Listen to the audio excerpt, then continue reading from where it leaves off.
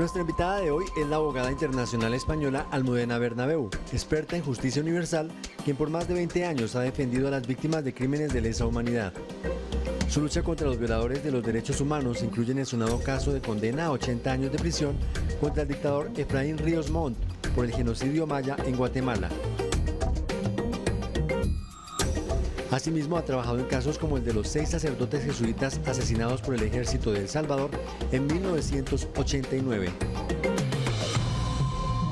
Actualmente entabla demandas civiles contra los jefes paramilitares de las Autodefensas Unidas de Colombia, extraditados a Estados Unidos durante el gobierno del expresidente Álvaro Uribe. Almudena es experta en preparación de casos de justicia universal como crímenes de guerra, tortura y desaparición forzada. Hoy nos acompaña desde Cuernavaca, en el estado de Morelos, en México, Almudena Bernabeu, abogada española, pero cuyo ejercicio principal y profesional se desarrolla en San Francisco for Justice Accountability, programa de justicia internacional. Almudena es una persona que desde que comenzó el ejercicio profesional se ha caracterizado por su permanente compromiso por los derechos humanos, por la jurisdicción universal. De hecho, como veremos a lo largo de esta entrevista, ese es el núcleo principal de su actividad, aunque también como activista es la vicepresidenta de la Asociación Pro Derechos Humanos de España. Ha sido reconocida con varios premios, incluida entre las 100 personas más influyentes en España, en Iberoamérica, y sin lugar a dudas conocedora a través de su trabajo del conflicto colombiano, pero también comprometida en todo lo que es la reivindicación de los derechos de la mujer, la defensa de las mujeres dentro del conflicto armado y de otros conflictos en diferentes países latinoamericanos. Almudena, muchas gracias por estar con nosotros. Siempre me cuesta trabajo pronunciar el centro al que perteneces, de modo que al margen de la primera pregunta vas a decir en ese inglés fluido que tienes cuál es el centro y, sobre todo, la función que el Centro por la Justicia y la Responsabilidad tiene en el marco de la actividad en defensa de víctimas de crímenes de lesa humanidad. Perfecto, gracias por incluirme y buenas noches. Te voy a decir, mi acento churrito español es el Center for Justice and Accountability y es una ONG. La formación es una ONG o no gubernamental con el fin un poco de tener independencia. Dependemos de fundaciones y de filantropía, que en Estados Unidos es un buen sistema, un buen modo de hacer este trabajo. Y el centro tiene apenas 15 años, solo 2 más de los que yo soy parte del centro, que me da medio vértigo reconocerlo. Y se fundaron alrededor de un par de leyes que, aunque también se han venido recortando y delimitando, tenían ese espíritu que llamamos justicia universal. Leyes que permitían a las víctimas de cualquier nacionalidad acercarse a los tribunales norteamericanos reclamando, en este caso, acciones civiles o reclamando una indemnización por daños y perjuicios, que hablaremos de eso, nunca repercute en dinero, nunca se traduce en dinero, sino al menos una reclamación ante los jueces y por violaciones de derechos humanos.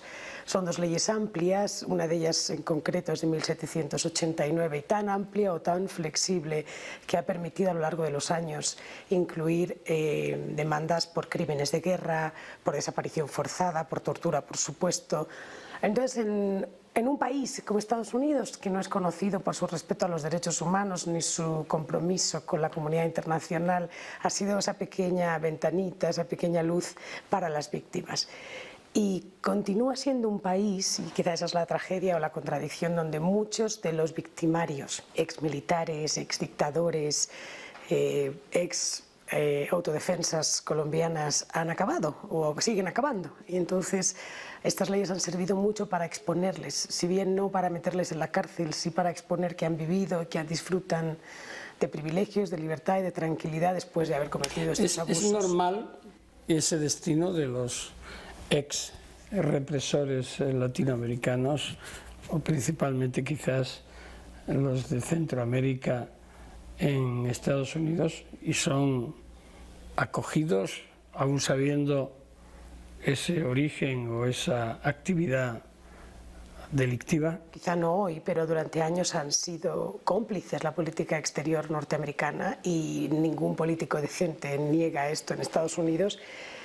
Tenía intereses económicos y políticos clarísimos en Centroamérica, principalmente, como bien indicas, pero en toda la región. Y sus pactos fueron directamente con gobiernos autoritarios, con ejércitos que se convirtieron en élites económicas a lo largo de los procesos, y eso hicieron, claro, que tuvieran pactos. Tú te encontrabas en los 80, en el contexto de la salida de refugiados por las guerras en Centroamérica, solicitudes de asilo masivas de víctimas que eran todas negadas o puestas en suspenso, y sin embargo yo me he encontrado generales, exministros de defensa salvadoreños con asilo político. Es decir, había una decisión institucional. No creo que esa sea la situación hoy. Hoy hay más desinterés que complicidad. Quizás era por esa complicidad y esa actividad protegida, cuando no participada también por las autoridades norteamericanas a través de la tan mencionada doctrina de seguridad nacional. Exacto. Y heredero de eso, aunque no soy experta y no quiero decir cosas, pero heredero de esa mentalidad muy unilateralista, son también políticas que, como el Plan Colombia, se han traducido en un interés norteamericano muy claro: la lucha contra la droga, y eso hace que tenga que ser mi lucha contra la droga la prioridad. Entonces creo que en ese contexto, por ejemplo, tuvieron lugar las extradiciones de los líderes de la SAUCE, algunos de ellos desmovilizados, algunos de ellos sujetos al programa de Justicia y Paz, no por reconducirlo solo a Colombia, pero es un ejemplo reciente y es un ejemplo doloroso, si uno quiere, que lo que se priorizó ahí fueron los cargos penales y justificados, sin duda. ¿Cómo se desarrolla? ¿Hay reparación, al menos, aunque no haya indemnización? ¿O qué efecto tiene sobre la persona del victimario? ¿Es expulsado después? ¿En qué? Oh, interesante, claro. ¿Cómo queda? Claro. El centro es pequeño, muy pequeño, Baltasar. Somos 5 abogados y todos tenemos que tener la capacidad de investigar, digamos, y de litigar casi simultáneamente.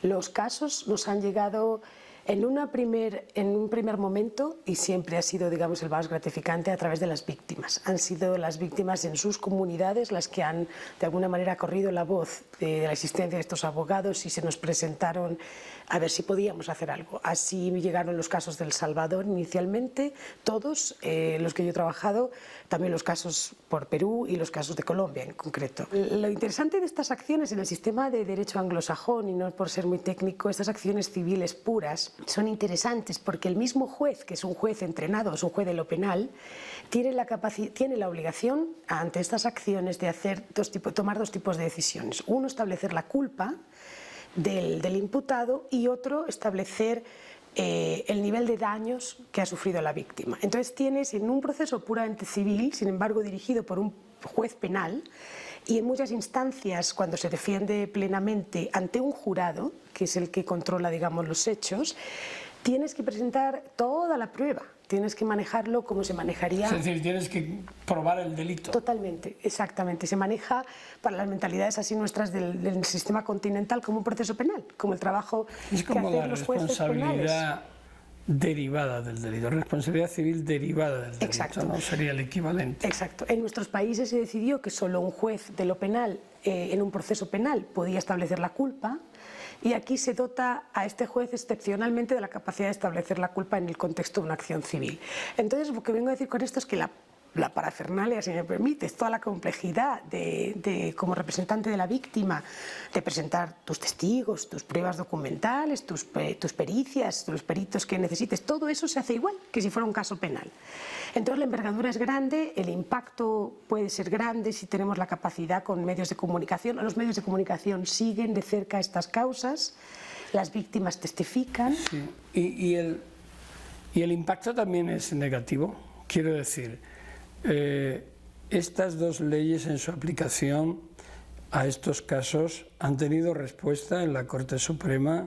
¿Ha habido restricción o en qué estado está esta única vía que en Estados Unidos hay para reparar a las víctimas de crímenes de genocidio, de lesa humanidad, de guerra? El estado actual es debilitado, porque una cosa que no hemos, quizá la gente sepa, porque además a Colombia también le afecta y a muchos países, estas demandas civiles han sido, las que yo me he especializado, han sido siempre contra individuos, violadores de derechos humanos físicamente hablando, y contra empresas, contra compañías, grandes multinacionales que se han visto involucradas en este tipo de abusos por el manejo de sus empresas, casi siempre fuera de territorio norteamericano. Chiquita Banana, Coca-Cola, son casos muy importantes. El caso de Chevron, que en estos momentos se parte en la espalda en Ecuador. Y que ¿Pero es un alguno caso... de estos se ha llevado en el centro?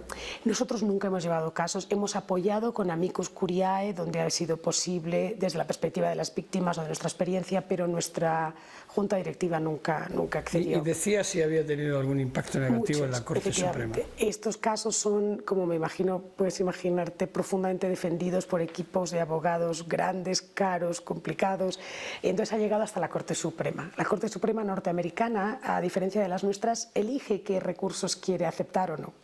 Entonces siempre aceptan los que tienen cierta, está feo que lo diga, pero cierta polémica, siempre pretenden conseguir algo muy claro, un objetivo muy claro con los recursos. Y en varios años han aceptado por lo menos 4, y a lo mejor serían 5, recursos de casación, o el equivalente se llama legis certiorari, relativo a mermar notablemente estas leyes, en concreto el Alien Tort Statute, que es la más amplia, la más vieja. Y la última decisión en un caso también, que se llama el caso Kiobo, que es el más reciente, la han limitado muchísimo, diciendo que solamente podrán ejercer su competencia los tribunales cuando los abusos a los que se refiere el caso tocan o conciernen el Estado nacional, la jurisdicción nacional norteamericana. Y entonces estamos... Me suena eso un poco a lo que ahora mismo se está produciendo en algunos países, primero Bélgica, después España, con la reducción, cuando no desaparición, drástica de la jurisdicción universal. ¿Puede obedecer a un mismo planteamiento? Exactamente el mismo planteamiento, que es el no enfurecer a los poderosos. Siempre es lo mismo, no enfurecer ya sea a los poderosos, sea un país con capacidad económica enorme, o a los amigos. O a los amigos, efectivamente. No, eso es un interés económico o un interés político. En Estados Unidos, tengo que decir, por romper así una pajita al momento actual que estamos experimentando en España con una amenaza de reforma, es que al menos la nacionalidad de las víctimas se ha reservado como un criterio de jurisdicción pasiva. Es decir, al menos ahí hasta lejos no han llegado. Donde hay víctimas norteamericanas, la competencia de las cortes norteamericanas se ejercita. Pero efectivamente, el toque, nosotros ya partimos, esas demandas ya necesitan la presencia física del perpetrador en Estados Unidos. O sea que ya sí ha sido una línea de recorte que se repite, claro, en tantos países.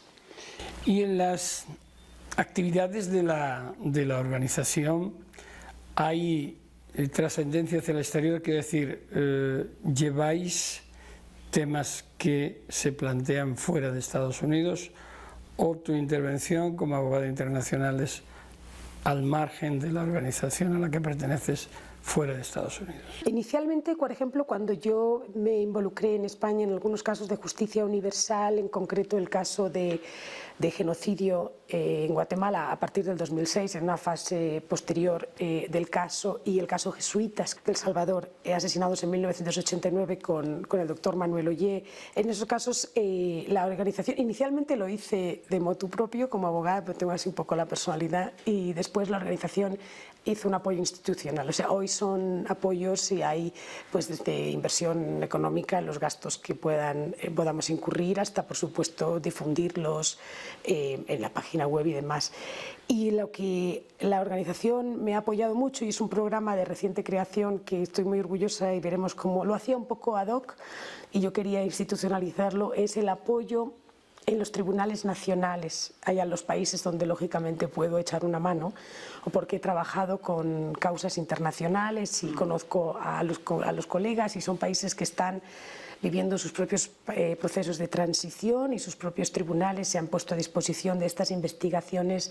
Yo quería formalizar el apoyo a esos jueces, fiscales, a esos colegas en los países de origen y de momento, allá donde podemos, estamos echando una mano.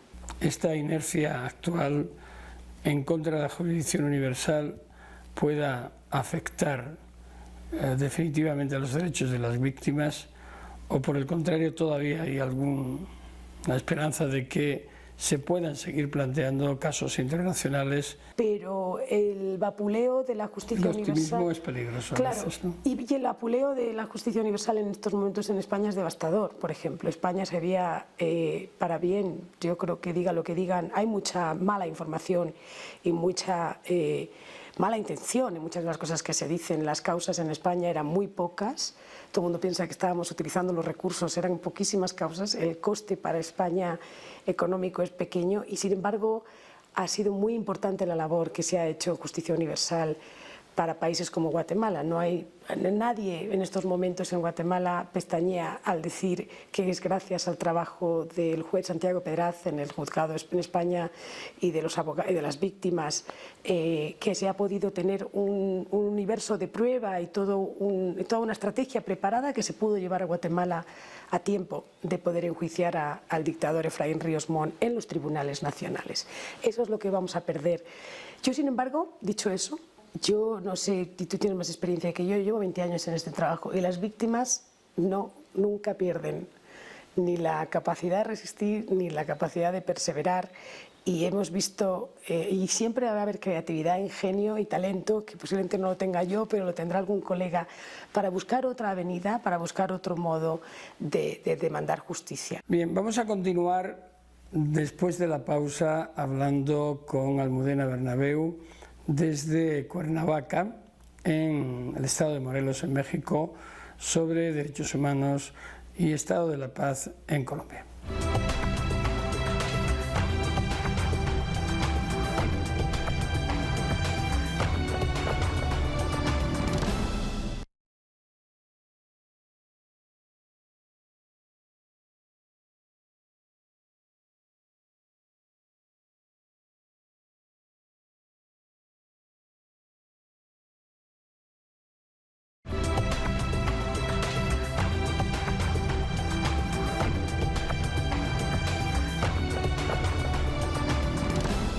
Continuamos hablando con Almudena Bernabeu, queridas amigas, amigos de Canal Capital, desde Cuernavaca, estado de Morelos, en México.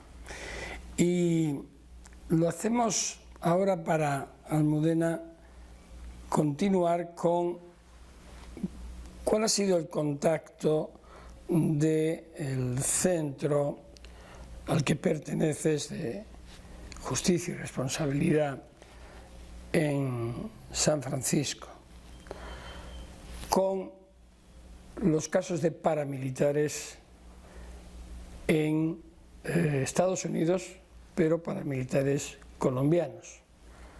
He sabido que en un momento determinado, año 2008-2009, se toman decisiones drásticas de extradición y entrega de los principales responsables, máximos responsables de los paramilitares. Una decisión de Álvaro Uribe cuestionada y que por muchos se dijo que impedía el acceso a la verdad y que después se fue paliando pero dificultando el hecho. Ahí, ¿qué participación ha tenido el centro y cómo desarrolló la misma?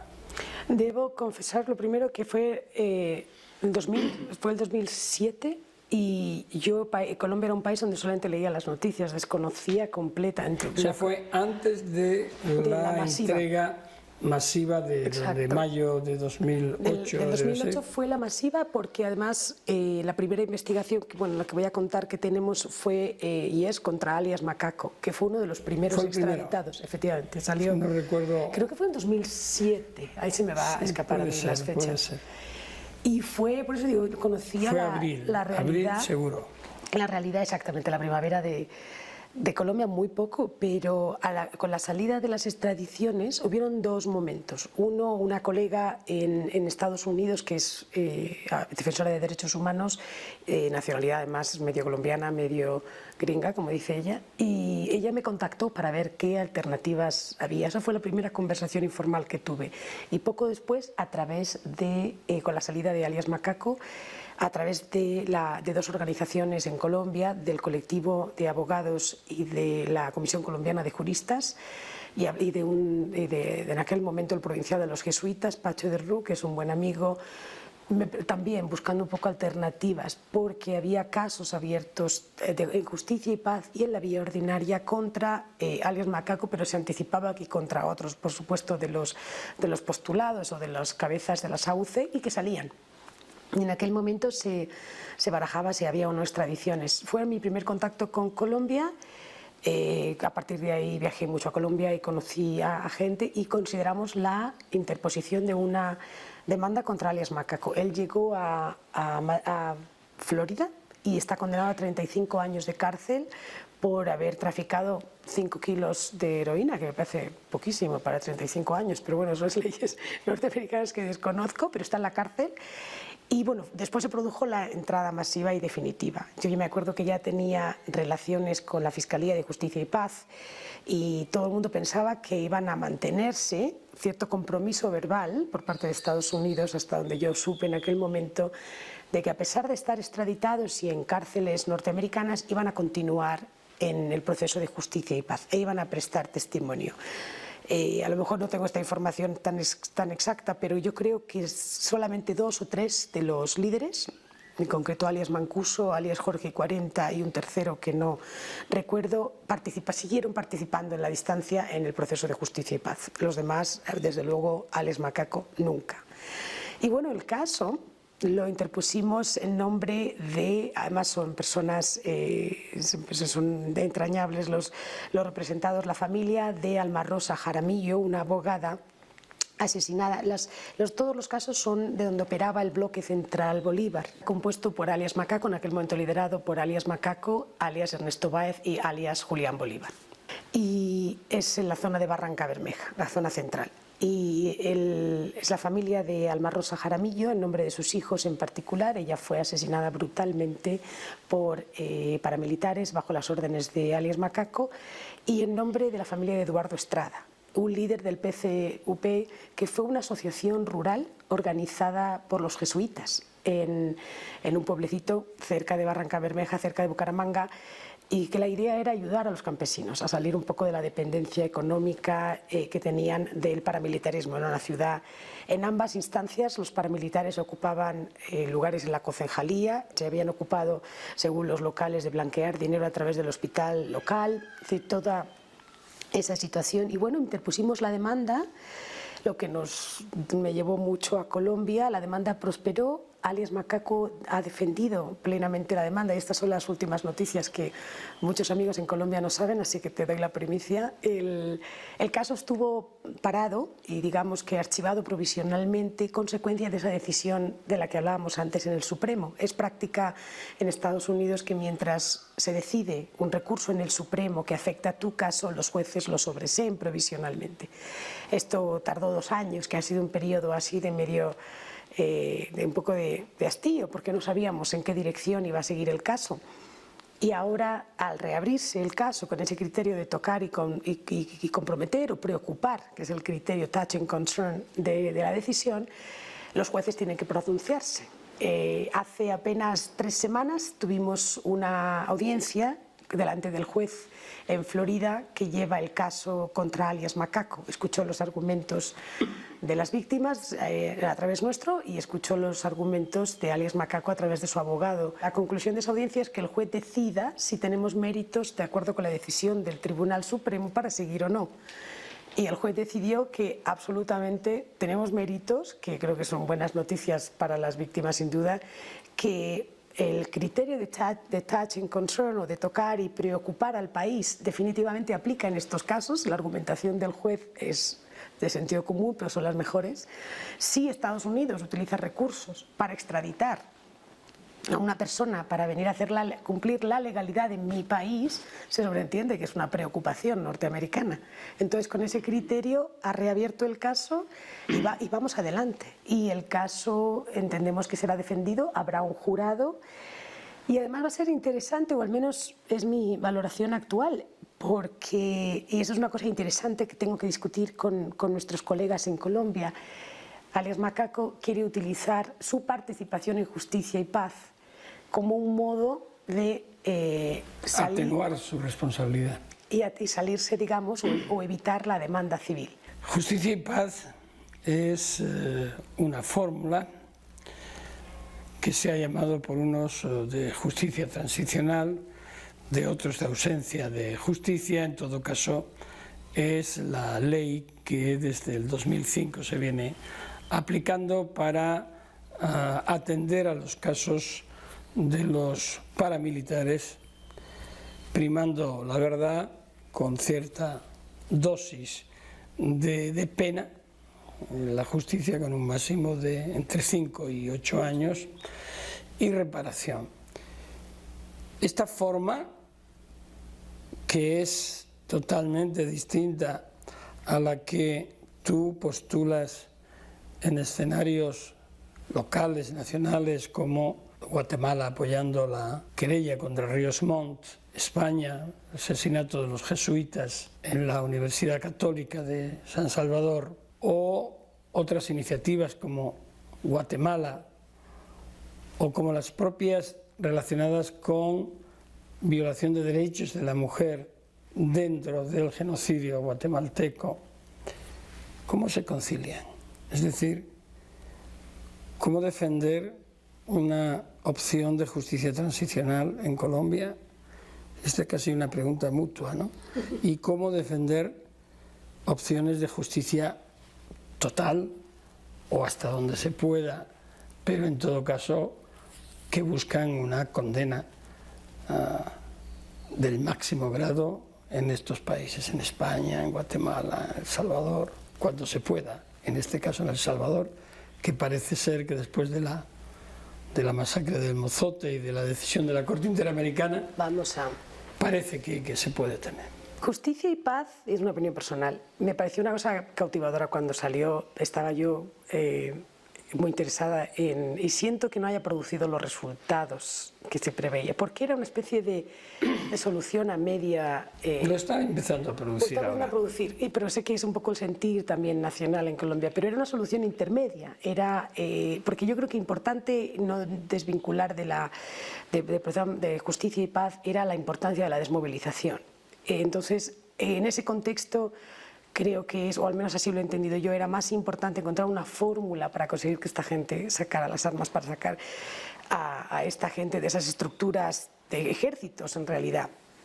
Sin embargo, los déficits de Justicia y Paz hoy son comentados por los colegas. ¿Cómo se reconcilia eso con justicia? Fíjate, yo no creo que justicia sea solo tribunales, ni muchísimo menos. Pero en la región latinoamericana, así como en Sudáfrica la reconciliación parece que surtió efecto, yo no he encontrado mucha gente en Latinoamérica que cuando piensan en justicia no piensen en una manifestación formal de esa justicia, con un juez, con un jurado, con un público, si es posible, que el caso... Es decir, justicia para las víctimas con las que yo he trabajado es que en algún momento una instancia formal me lo reconozca, que se me escuche y que se me haga valer.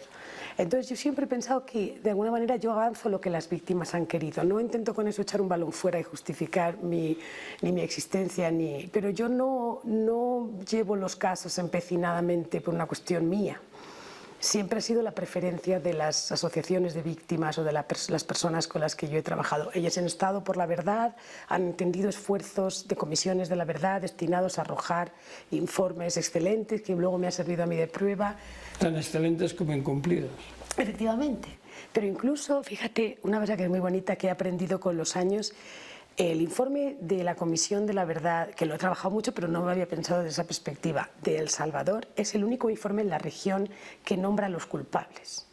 Y yo creo que fue... Sí, el problema es que al día siguiente de salir publicado se promulgó la ley de amnistía. Exacto, entonces yo eso no lo había puesto más en mi ignorancia y aprendiendo un poco este trabajo, cuando me di cuenta de que habían sido por eso. Ellos dicen, así son todos los jesuitas, Emilio Ponce, Inocente Orlando Montano, te los nombran. Inmediatamente se apresuraron con esa amnistía y sin embargo crearon una expectativa en muchas comunidades, la guatemalteca por ser vecinos, de que se iban a nombrar responsables. ¿Cuándo? Bueno, 20 años después existe esa esperanza, ¿no? Después de la sentencia de la Corte, la Fiscalía General ha dicho que hay que investigar los crímenes de lesa humanidad.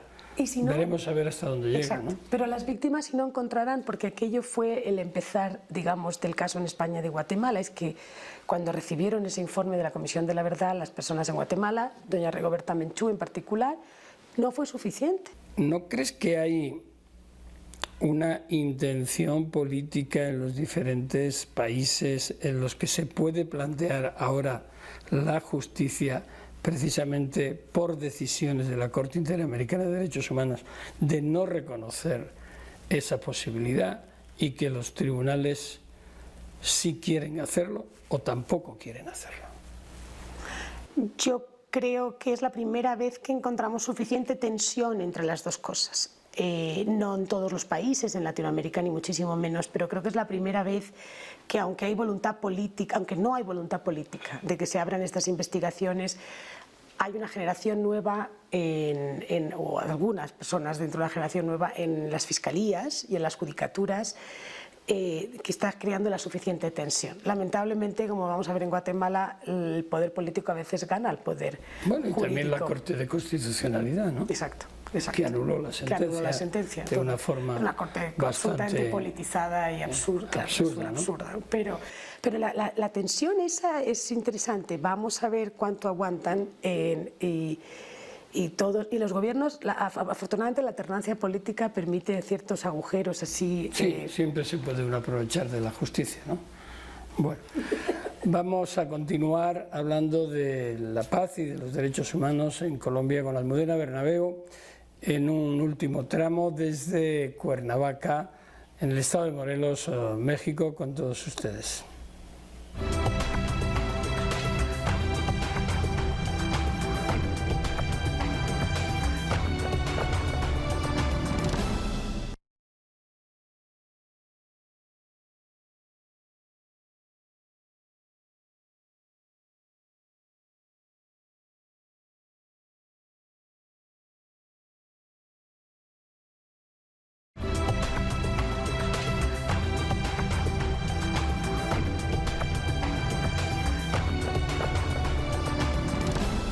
Continuamos desde Cuernavaca, estado de Morelos, México, hablando de la paz y los derechos humanos en Colombia con Almudena Bernabeu.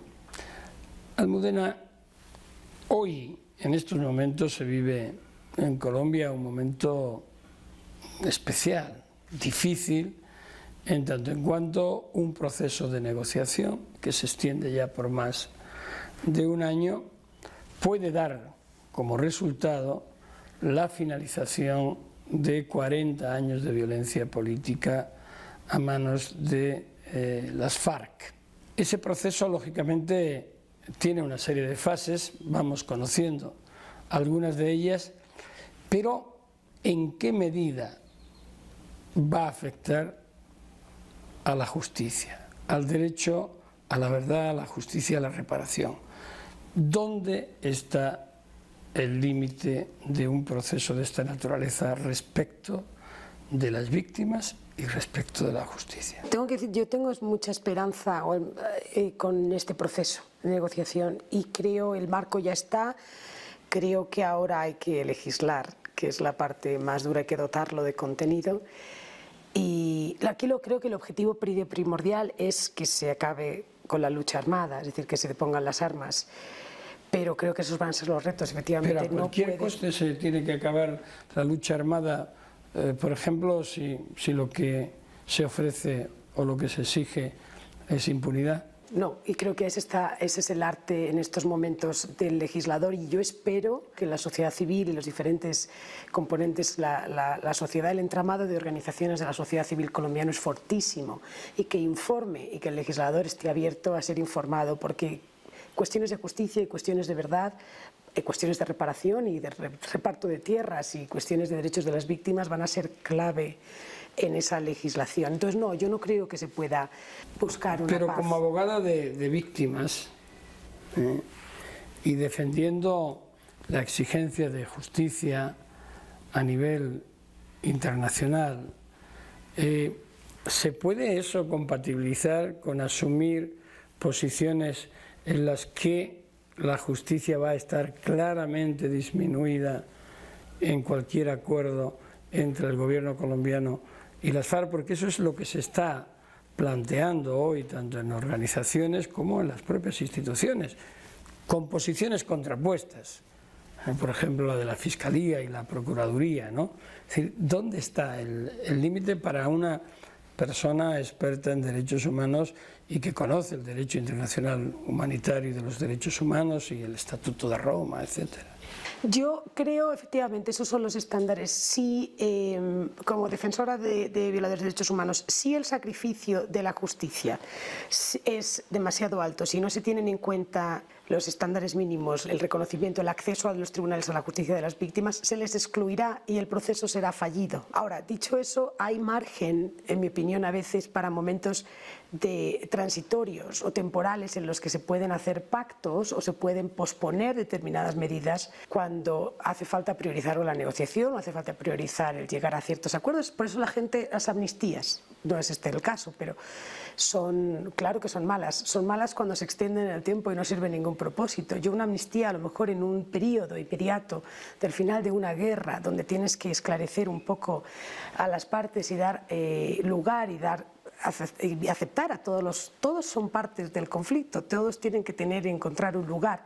Y yo en eso creo, lo que no puedes es perpetuar y que siempre paguen los mismos. Pero, Almudena, leyes como la Ley de Obediencia Debida y Punto Final, leyes como las autoamnistías de Fujimori, ley como la de amnistía de Brasil o la ley de caducidad de Uruguay o tantas otras, han sido rechazadas, anuladas o cuestionadas por la Corte Interamericana de Derechos Humanos.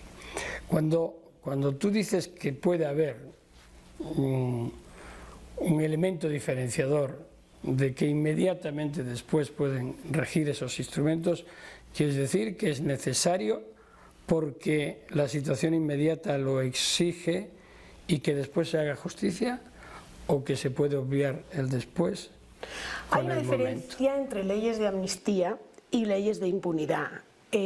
Cuando las leyes han sido decretos emanados de los que tuvieron el poder, de los que son responsables por las violaciones, para garantizarse su seguridad y su integridad y su más o menos traspaso a seguir siendo la élite, pero en otras circunstancias, esas son las leyes de punto final, en los que todas las partes son tomadas en consideración.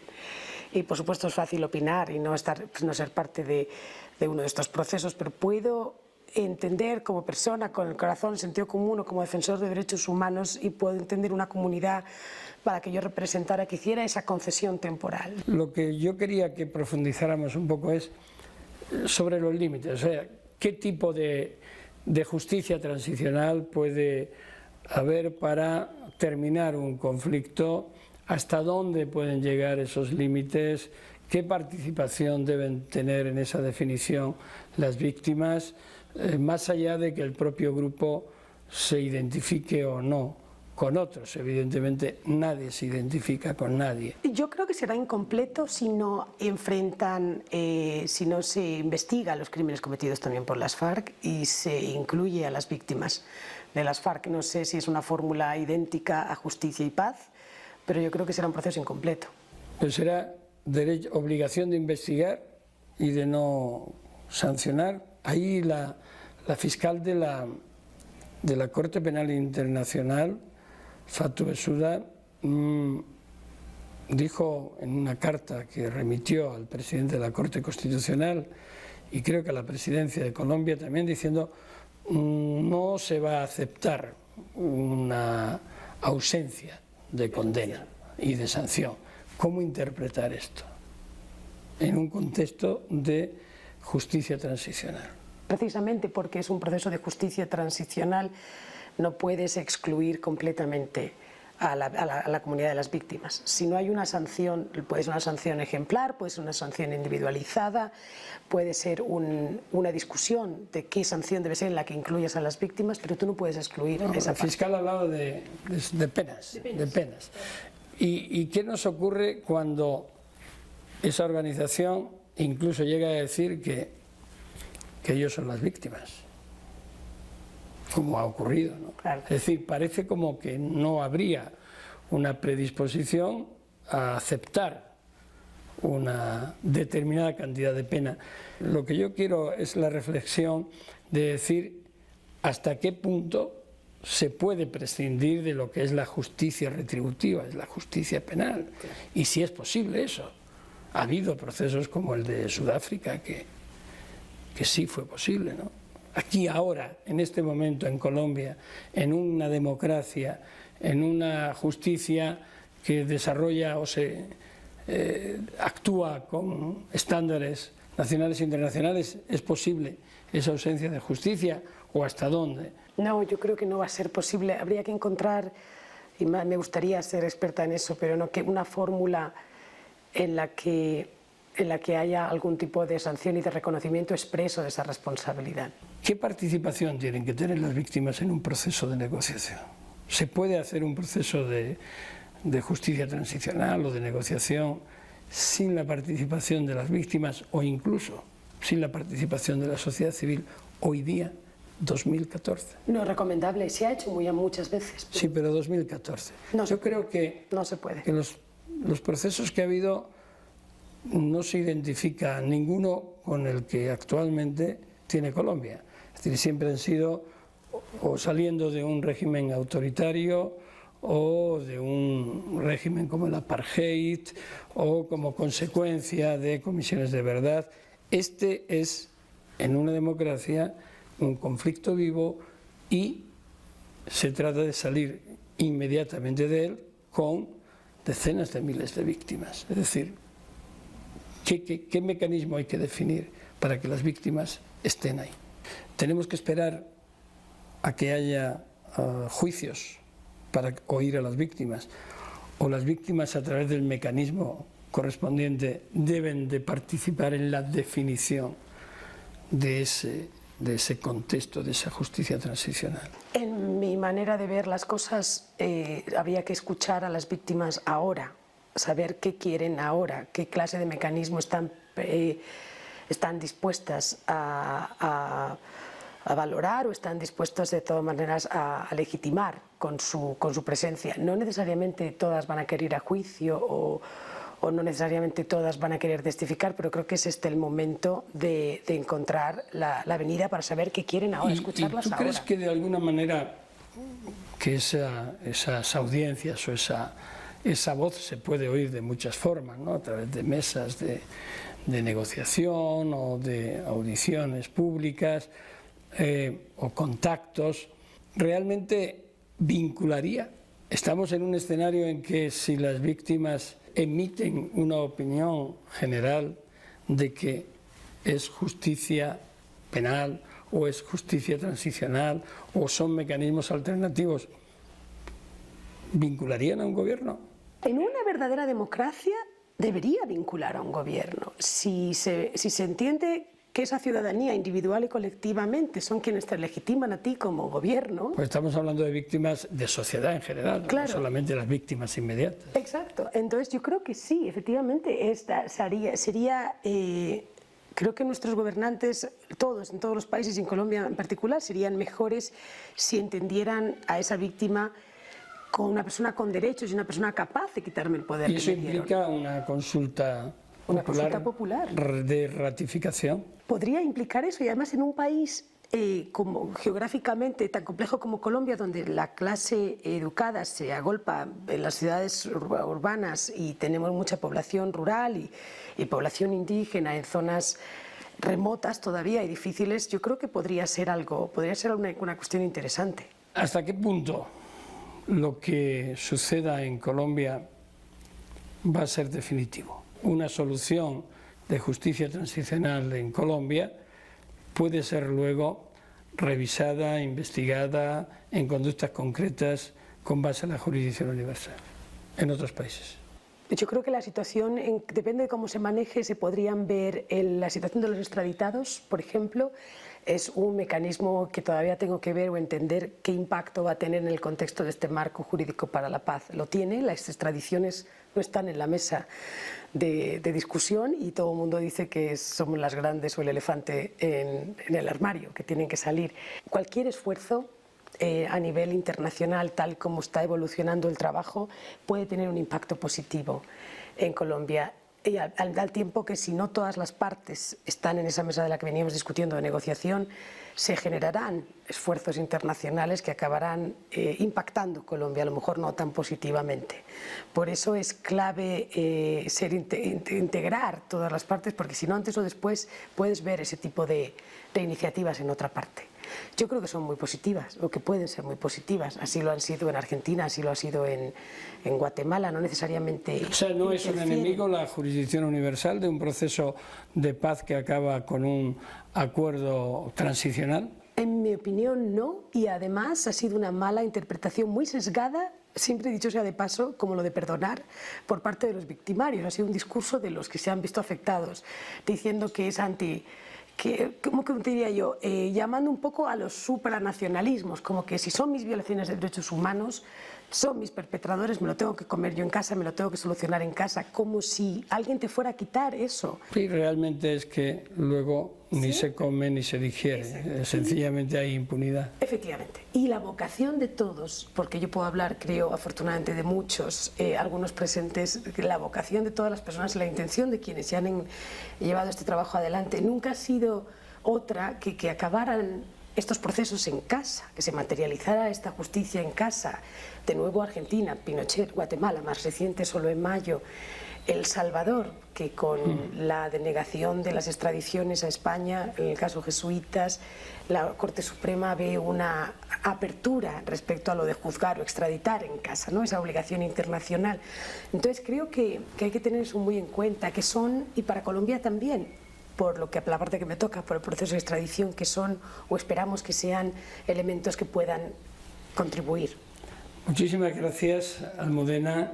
Muchas gracias a ustedes, queridos amigos, amigas, una vez más fieles a este programa, hoy en ausencia de Pedro Medellín, desde Cuernavaca, Morelos, en México, en el que hemos hablado de distintos temas y sobre todo de la acción de la justicia, de cuál va a ser ese papel tan importante y que hasta el momento estamos expectantes de conocer cuál va a ser ese desarrollo, el desarrollo del marco jurídico para la paz, para que sea una paz justa, una paz sostenible y una paz que acomode realmente a los derechos de las víctimas. Muchas gracias.